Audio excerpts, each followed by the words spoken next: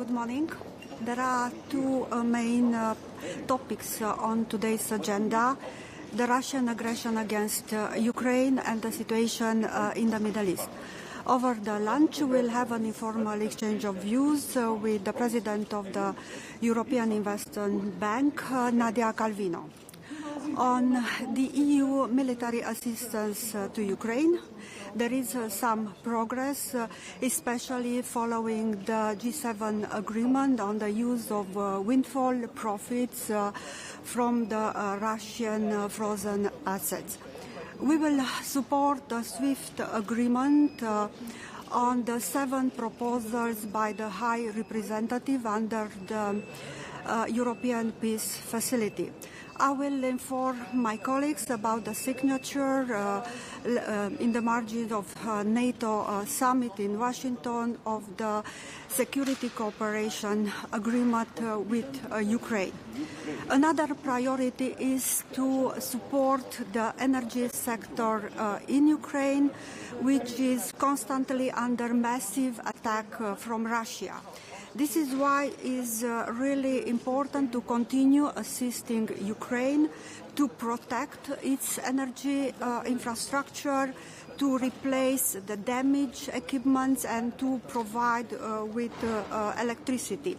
Romania will continue to work with Ukraine and Republic of Moldova in order to improve and increase the interconnectivity in the energy sector. On the sanction, it is important to keep the pressure on Russia. EU needs to respond to Russia's hybrid threats against member states, against Ukraine and Republic of Moldova. This is why we support the adoption of a new sanction regime against Russia's destabilizing activity abroad. On the Peace Summit, Romania's position is very clear. We support President Zelensky's peace formula as a way for a long, for a lasting and just peace in Ukraine, with Ukraine and for Ukraine, based on UN Charter and international law. On the Middle East, we are very concerned about the volatility of the security situation, especially at the border between Lebanon and Israel. EU needs to continue its support for the government of Lebanon, especially because it's really important to keep the country out of the conflict.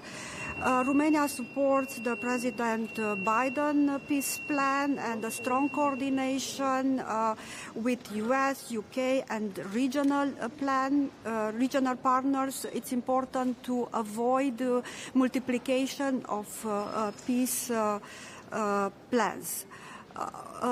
We will have also timely discussions with the President of the European Investment Bank on how to increase the involvement of the bank in supporting the EU foreign policy and also strategic projects. For us, it's really important that the European Investment Bank supports the reforms, the increase and strengthening of the administrative capacity, the protection of critical infrastructure in candidate countries like Ukraine, Republic of Moldova, or the countries in the Western Balkans, but also connectivity projects in the area of the Black Sea. Thank you. Minister, just one question, please. One question concerning the changes of Mr. Biden withdrawing from the race. How can Europe, Minister, be prepared for the next President of the United States, especially that we see that Mr. Trump is not making a big high of the support? US is and will remain a strategic partner for Romania and for the EU. Will not comment elections in our strategic partner. Yes, thank you.